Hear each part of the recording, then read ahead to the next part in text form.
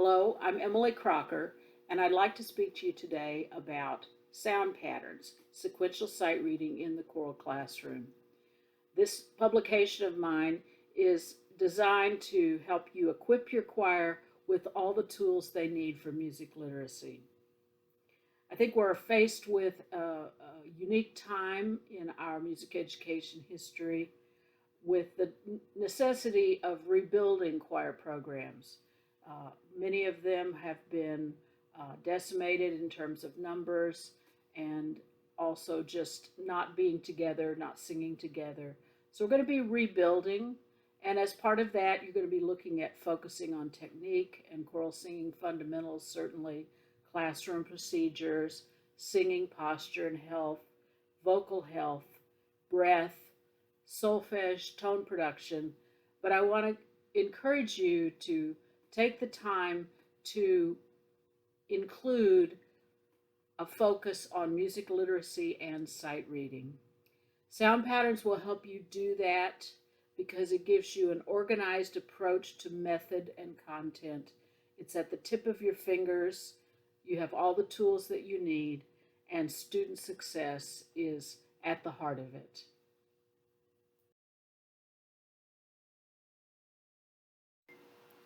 So, what does sound patterns include? First, there are two editions. Sound patterns is for unison voices, probably ideal for grades 5th through 8th, treble voices.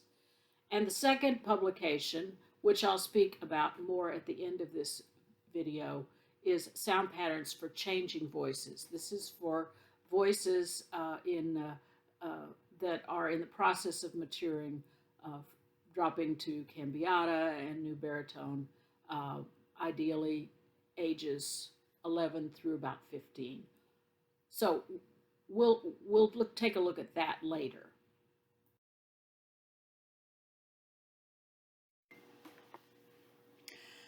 The student edition presents the basic concepts of music theory and basic notation in an easy to follow format that connects immediately with the sight singing focus for that particular segment. The goal is not to memorize musical terms and concepts, but to give the student tools for comprehending the objective being introduced. From the introductory material, the student will move immediately into experience with echo patterns, exercises, and flexible activities that will allow you to spend as much time as you need to internalize the concept. The exercises are carefully crafted to be musical, interesting, and authentic, allowing the student to build confidence as they build skill. The exercises are combinable, allowing students to build their part singing skills and maintain their interest. Finally, a short song is included, which allows students to experience sight reading in a real life setting, as they will when learning music for performances.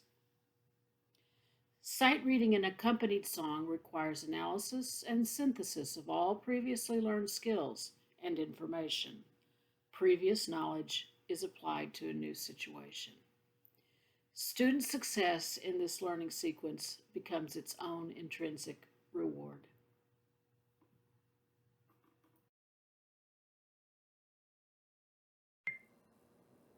The teacher edition for sound patterns includes all the content of the student edition, along with teaching tips and a code which gives you access to the Hal Leonard My Library, offering all student assets formatted for use on digital platforms, including projection systems and student tablets and laptops.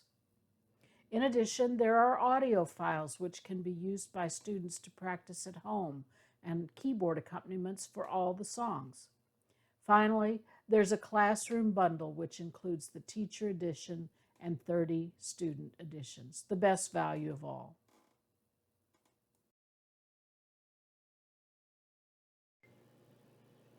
So this brings us to the question, where do we start? Well, that's easy. We're going to start with singing. You're going to sing a lot by rote, canons, warm-ups, ostinatos, performance music, octavos. Just like a baby learns to speak speak before he learns to read, your singers are going to learn to sing or going to sing a lot before they ever connect sound with symbol. I'm going to introduce solfege by singing, staff, hand signs, echo singing. Most importantly, you're going to separate rhythm from pitch. You're going to emphasize the beat with physical movement.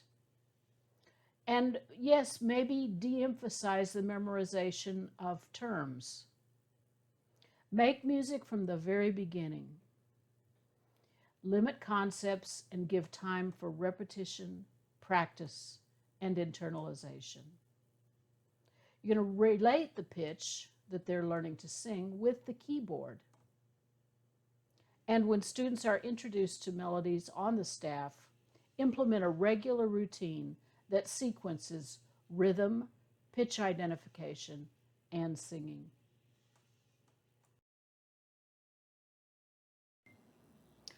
So, what rhythmic concepts does sound pattern cover? Beat, quarter, half, and whole notes, measure, meter, bar line, quarter, half, and whole rests, dotted half note, eighth notes and rests, pickup notes, and ties.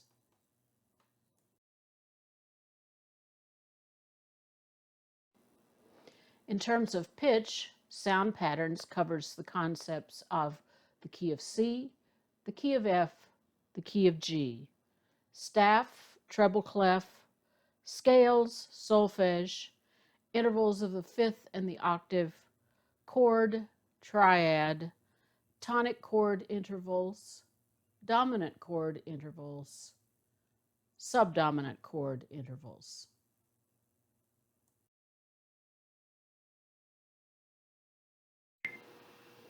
So I'd like to take you on a little walk through of one of the segments from sound patterns to show you how instruction might take place. As I mentioned, you want to probably separate rhythm from pitch. So the very first part of sound patterns is devoted to beat and rhythm. This is relatively easy for young people to grasp quickly. And then once you move into pitch, they're beginning to synthesize the information more completely. So it's more difficult. So we're going to take a look at chapter 2, in which we demonstrate staff, scale, and pitch. So I like to start with the key of C. The reason for this is that a lot of students are somewhat familiar with the keyboard. Either they have one, or they took piano lessons, or they experienced some instrumental work in their general music classes. And it's just easier to base everything off of that. For treble singers, and especially upper elementary singers, the range is quite moderate. I like to start also with the idea of basing the first exercises on the diatonic scale, really the first 5 notes, do, re, mi, fa, so. So here we see that I'm going to relate the instruction, the music theory portion of this, to the piano keyboard. You introduce the basic elements of staff and clef and the notes on the staff. From there, you can move into the pitch reading systems. I prefer movable do. There are other systems. Whatever you use, you probably want to be very consistent and not jump around and use different techniques. So I introduce in sound patterns solfege. You may say, well, I don't know solfege. I never learned it in school, or I'm not familiar with it. Well, your students aren't either, probably. So you can stay away from, or you can stay a few days ahead of them, and in your preparation. So you introduce the C major scale with solfege. This is a good opportunity to introduce hand signs, which are a great anchor technique for learning pitch reading. I like to use echo patterns. Um, these here are just some little pitch patterns that follow the stepwise motion of the diatonic scale from low do to high do. Um, they're written in with whole notes, but they're really basically to be echoed without any rhythm, just at a moderate rhythm. So you can use this by having the teacher echo and then eventually having all the students sort of sing them together. You can create your own patterns. You can audiate. You can play games with this, all kinds of things. Once you've established the basic pitch parameters, this doesn't mean they've learned it, but it means they're becoming familiar with it. You can move into music exercises. And with these exercises, I call them mix-ups, melody mix-up. You're going to get 6 to 8 measures of melodic patterns, melodic melodies in simple rhythms. The way to approach this is again, separate rhythm from pitch. So in other words, have them read the rhythms first, focus on the rhythm. From there, you're going to ask them to identify the pitches used in the exercise. And I take plenty with students who are pre-notational, who are just learning this. I take plenty of time and make sure that they all can name the pitches used in the exercise and then name the pitches in rhythm. So for example, number 1 here, they would just simply chant the rhythm, do, re, mi, re. They can also add hand signs, do, re, mi, re, do, etc. Then you probably want to jump back and do a few echo patterns, and eventually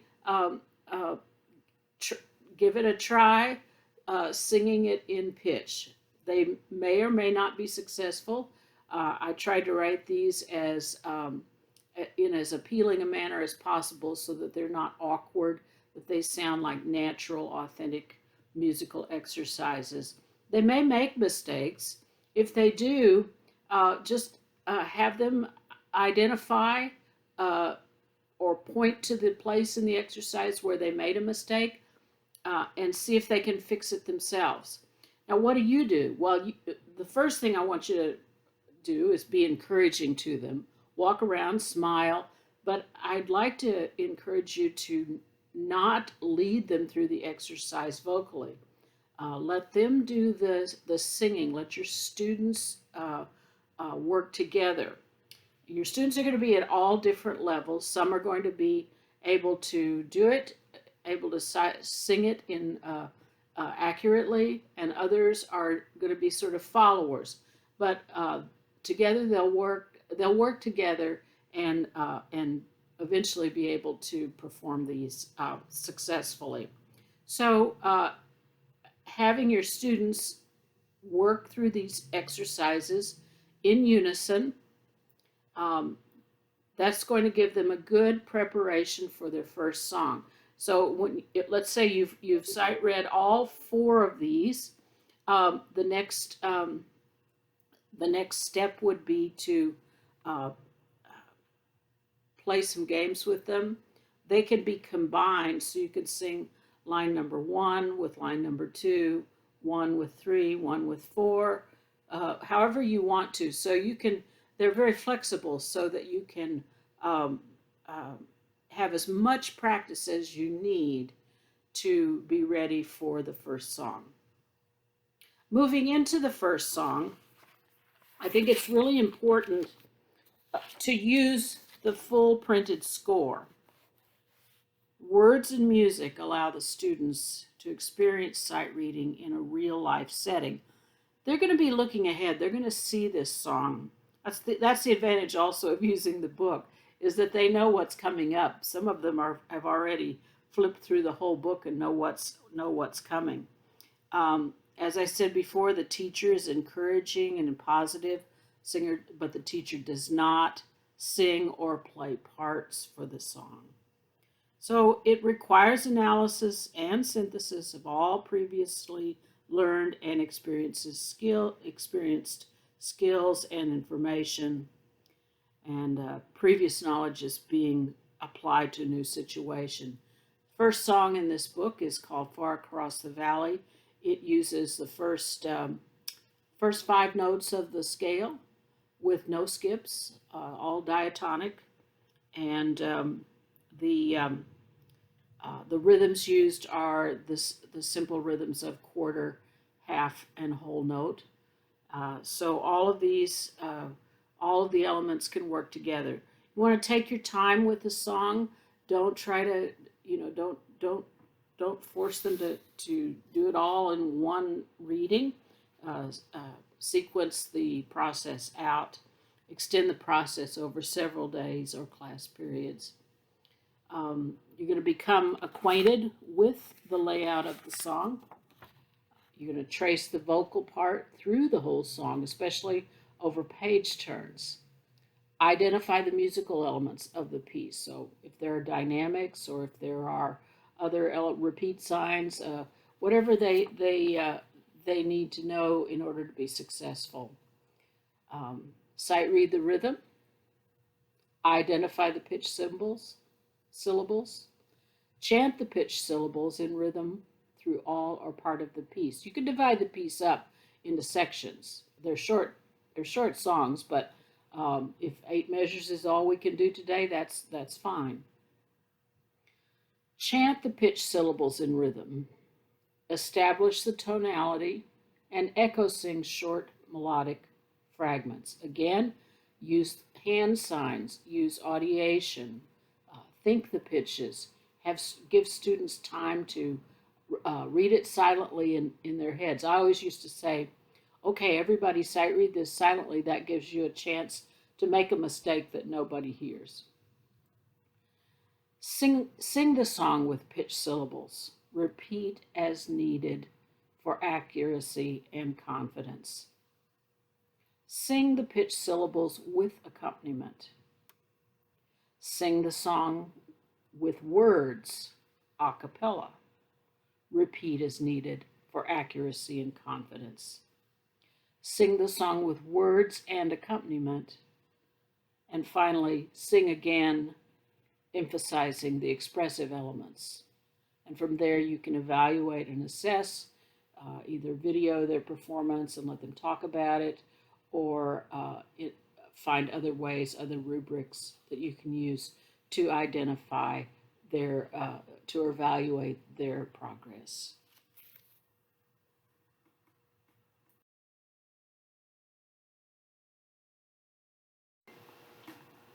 Okay, next I'd like to play a demo version of the first song, Far Across the Valley. This song, the keyboard accompaniment is included in the online assets that you receive with the teacher edition. I've also added a melody cue for the purposes of this video, since we're not together to sing it together, but I encourage you to have your students sight read it and perform it, learn it on their own without any melody cues or any vocal models by yourself or any other instrument or sound. So this way you get an idea of the level and the progress that your students would be making week to week. The songs gradually move through various different concepts, and I think there's 9 or 10 songs in each volume that will give your students plenty of motivation to be successful.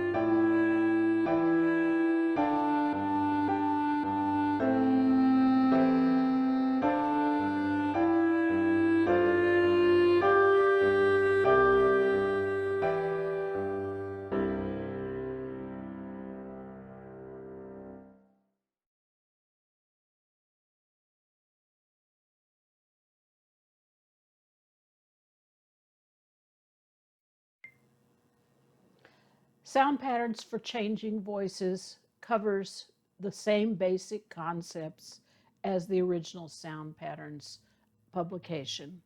It's designed for tenor bass choirs in middle school where the voices are maturing. Now, anyone who teaches or is familiar with that age group knows that uh, voices don't change at the same rate or on the same schedule, and that any choir of that age group is going to be faced with a number of challenges in singing together. If you are familiar with the Cooksey adolescent male voice ranges, you'll see that the voice ranges have very few pitches in common, and so that it's virtually impossible to sing in unison at this age. So this necessitated a different approach to the exercises and songs. I've tried to approach that in a way that's fairly easy to negotiate. Now, ideally, the voices in your adolescent and pre-adolescent choirs will have first sung in a treble ensemble and learned the basics of notation in unison. However, many districts mandate that choirs be separated by voice range or gender at this age group. So if you've got a choir that consists of these so-called tenors and basses, you'll know what I'm talking about. Now, strictly speaking, there are no true tenors or basses in most middle school choirs.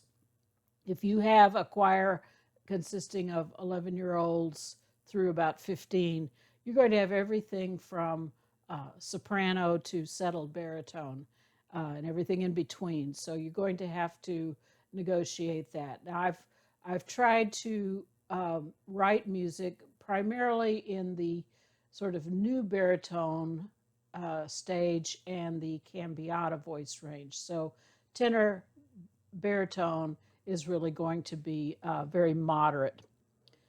Now, at the very outset, from the very beginning, these ensembles are going to be challenged to sing in a minimum of 2 parts. Teachers are encouraged to switch parts, octaves, whatever means necessary to identify the best part for students to sing. And when you are working with this age group, you'll have the additional challenge of when one part is singing, what is the other part doing? How can you engage them so that they're not being disruptive while the other part is singing? Now, most middle school directors have these techniques well in hand, but some of these include while one group is singing, the other is practicing or tapping the rhythm, using hand signs and audiation, tapping the beat, conducting. Some teachers use in-room sectionals where they send each section off to a different corner of the room to practice their parts together or to sight read together, prepare, and the teacher floats between the sections. One group can critique the other section, or create assessment rubrics. And another option is to write pitch names into their music or additional pencil paper activities.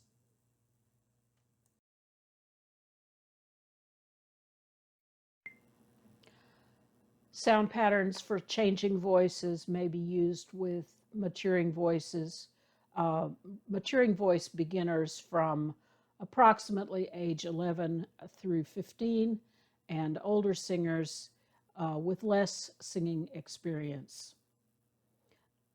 As with the original Sound Patterns publication, the teacher edition includes access to the Hal Leonard My Library, which offers all student content formatted for use on digital platforms.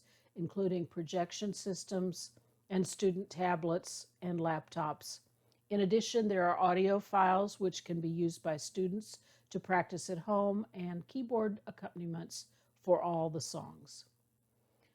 I want to also recommend, especially for the tenor-bass changing voice publication, a book called Making Sight Reading Fun, Choral Games for Students and Teachers by Mary Jane Phillips. This includes 20 creative games that you can use with your students to add a little fun to the sight reading process, and and and this one is highly recommended.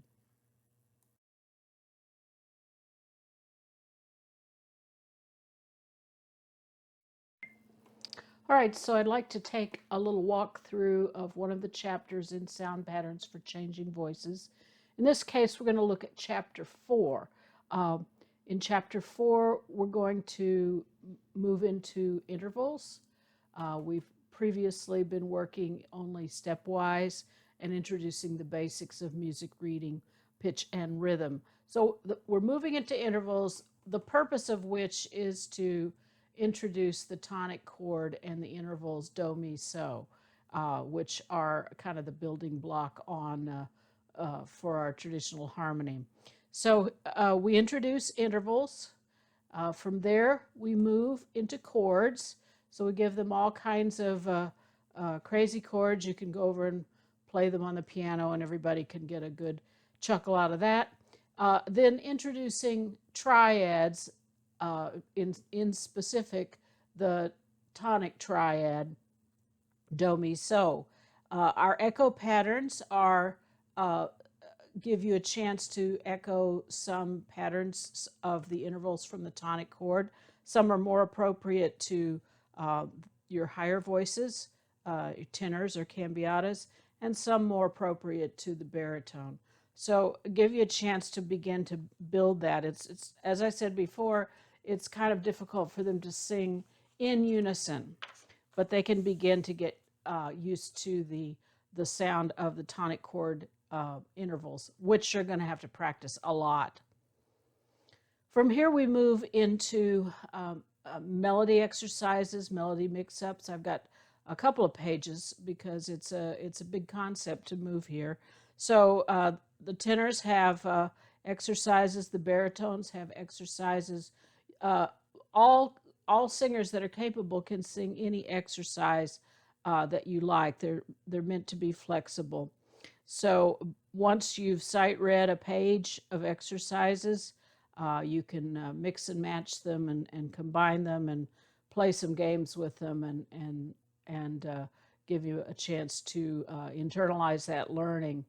Um, more mix-ups, more practice comes next because as I said, this is a concept that's going to take uh, days and weeks to internalize. But we do move quickly into a song that has some simple intervals in the tonic chord.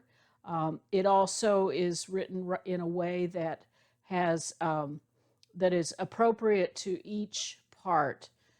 It's a kind of a layered melody or a layered song with the tenor opening and then the baritone coming in as sort of an echo, and I think it'll be fun to sing. Again, as I said before, I don't have singers on the recording, and I've added a melody cue so you can hear it, but the keyboard accompaniment in the teacher edition does not have the melody cue. Only if you want to add it is would it be there. So here is We Bring Peace.